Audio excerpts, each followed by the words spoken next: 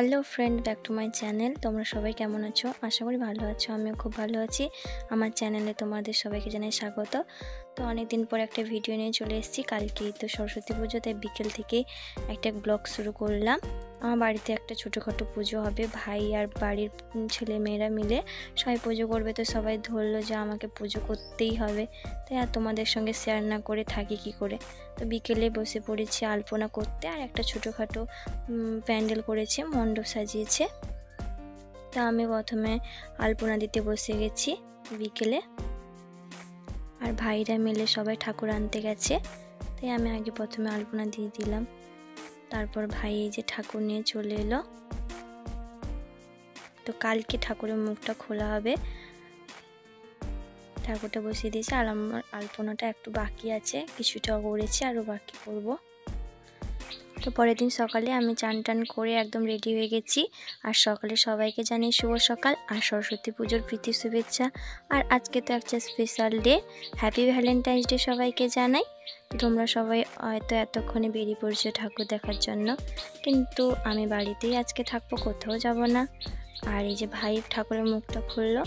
আর দুদিন পরেই তো আমাদের এক্সাম, 2024-এ যারা এইচএস দেবে তাদের হয়তো কপালটা একটু হলেও খারাপ, কেউ কোথাও বেরোতে পারবে না। আর আমিও আজকে কোথাও যাব না, বাড়িতেই যে পুজো করছে, আমাকে পুজো করতে বললো ভাইরা যে তোর পরীক্ষা, তুই পুজো কর।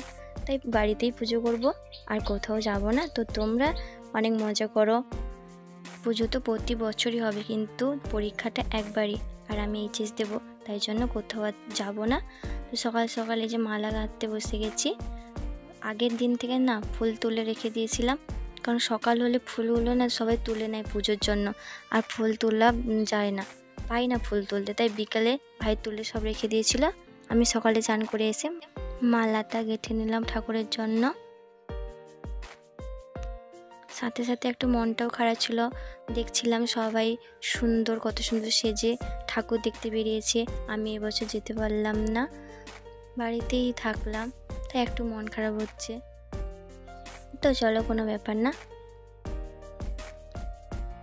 আবার বছর তো যেতে পারবো যদি ভালো করে পরীক্ষা দিতে পারি। আমি এরকমভাবে সব মালা গেঁথে নিলাম। এরপর একটা ঠাকুরের জন্য মালা গেঁথেছি, তারপর ওর পায়ের কাছে একটা মালা গেঁথে দিয়ে দিলাম ঠাকুরকে। এরকমভাবে আমি মালাগুলো সাজিয়ে নিয়েছি।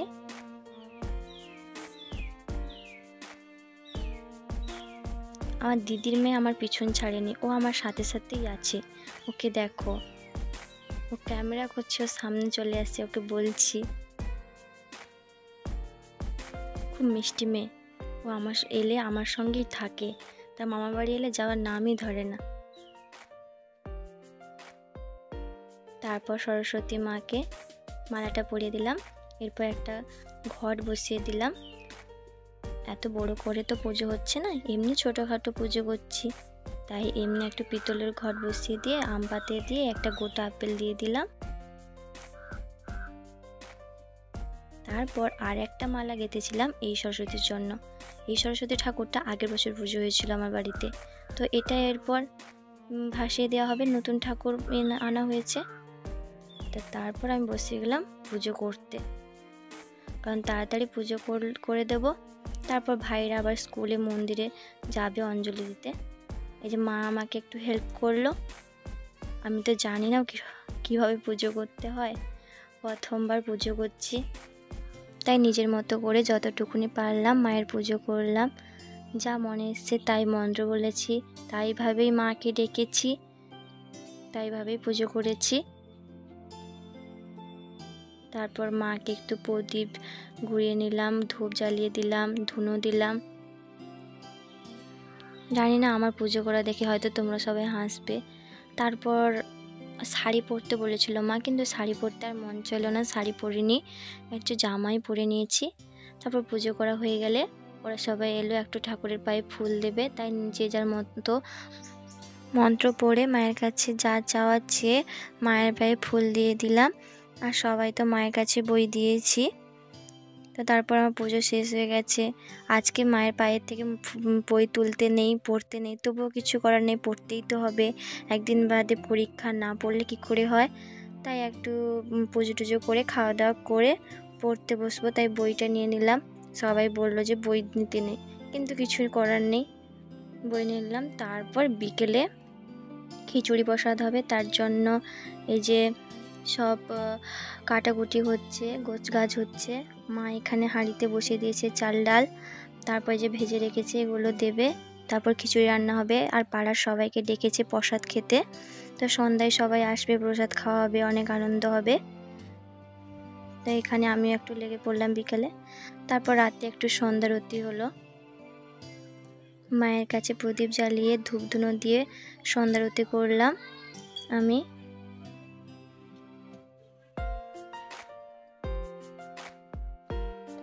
তারপর আমার সন্ধ্যারতি শেষ হলে সবাইকে খিচুড়ি প্রসাদ দেওয়া হবে। এদিকে খিচুড়িও রান্না হয়ে গেছে, মা নামিয়ে নিয়েছে। আমি সন্ধ্যারতি ভালোভাবে মাকে ডেকে সন্ধ্যারতি করলাম।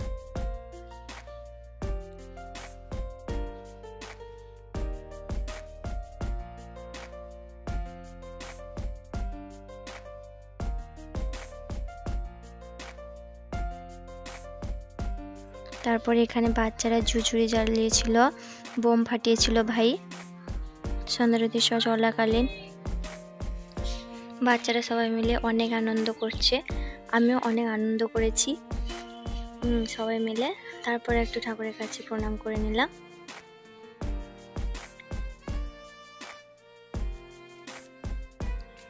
যে তারপর সবাইকে খিচুড়ি প্রসাদ খেতে দিয়েছে মা।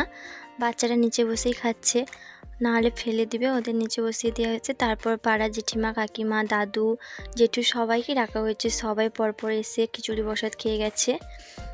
আর এরকমই আগের বছর হয়েছিল, এবছরে হলো 2 বছর এটা নিয়ে। তো এইরকম যেন প্রত্যেক বছর মাকে আনতে পারি ছোট হলেও। তারপর এই যে আমার বান্ধবীদের ডেকেছিলাম, 2জন এসেছিল, ওরা আসবে না বলেছিল, পরীক্ষা তাই। তারপর ওদের খেতে দিতেও আমাকে ডাকলো যে আয় তুইও খাবি আমাদের সঙ্গে, বস। তারপর ওরা খাইয়ে দিল, আমিও ওদেরকে একটু খাইয়ে দিলাম। তো এইভাবে একটু মজা করে নিলাম। পড়াই তো হলোই না, সারাদিন শুধু মজা করেই কেটে গেল। বাড়িতে পুজো, তাই সবাই আনন্দ করলে মনটা তো আর মানে না, তাই একটু পুজো একটু আনন্দ করে নিলাম। তো পরীক্ষায় যা হবে দেখা যাবে। তো ওরা 2জন এসেছিলো, বেশিক্ষণ থাকেনি, খাওয়া দাওয়া করে চলে গেছে। তো তারপর এই যে এখানে ওরা নাচ করছে, এদের একটু ভিডিও করে নিলাম। তো কী গানে নাচছে তোমরা শোনো।